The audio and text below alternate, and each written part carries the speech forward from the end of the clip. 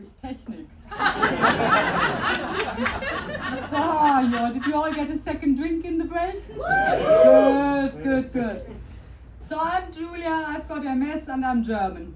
But we're not going to go down the German route tonight. Nor are we going down the disabled route because it's just a bit lame. So, oh come on, I give you one. So what do I and a bad comedian have in common? Come on. Come on. So, they can't do stand-up.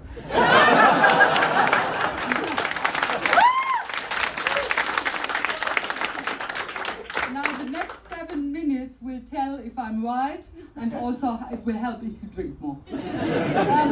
So now what I actually wanted to talk to you about is that I've just met my neighbor just before I came here, and I, by the life of God, could not remember her name. And I've been living next to her for 10 years, her children and mine go in the same class. She's my brother's mother's sister's cousin, so related.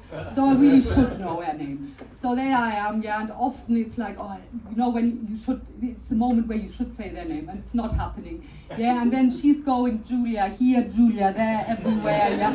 And I'm like, come on, I got it, you know my name, and I don't know yours. Just lay off, yeah. So anyhow, this has just become worse since I am the director of a village garage, yeah? So my husband is here. My husband repairs the cars and I do the books. So I'm in the office, I don't know anybody, yeah? But he always says, everybody knows you. And that seems to be the case, because the minute I come out, they all flock and they tell me all about my children, they tell me all about my illness, and I don't have a fucking clue. I'm quite sure you have a car, yeah? So to avoid these unpleasantries, I have reverted to British standards. So I prop myself up on my little disability scooter, yeah, straight, and I drive through town like this. So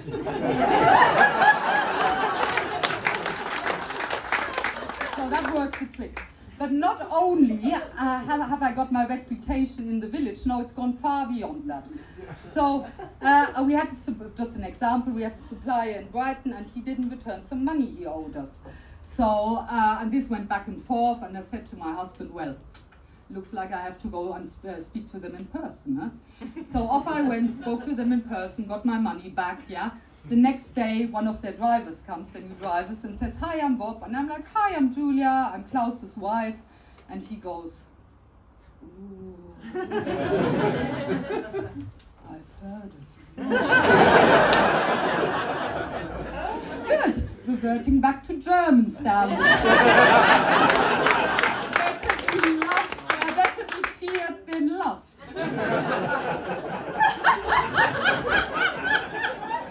So just a minute, please.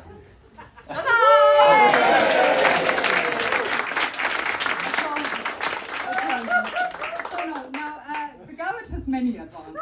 One of them is that I only have male colleagues, I only have male friends, and all the men of the village want to come and see my garage, and they also want to poke under my bonnet. So while all of these testosterone kind of hormones, attitudes are rubbing off, I kind of think I need to get an online affair. So the first person I encounter is this highly sexed, narcissistic boxer who reads regularly Prometheus Rising. I can see why. Yeah.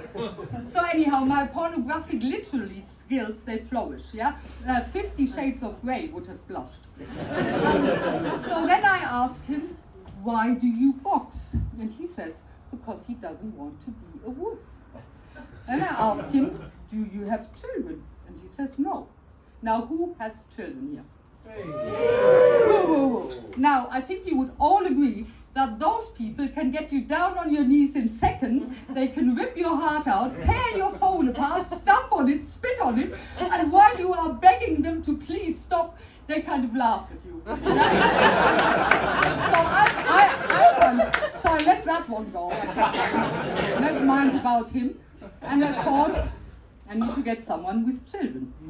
I know it gets morally worse. Yeah?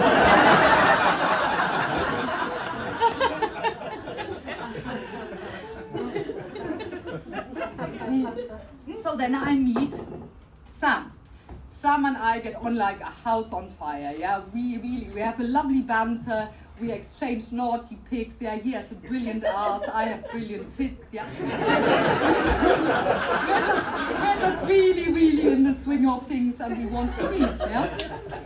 So just before we're meeting, he says his wife got diagnosed with cancer.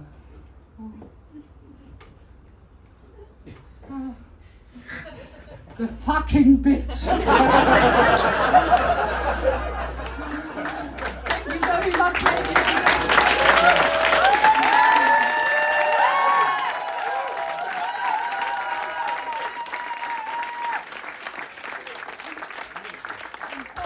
I just want to give a shout out to my husband whose 60th birthday is today.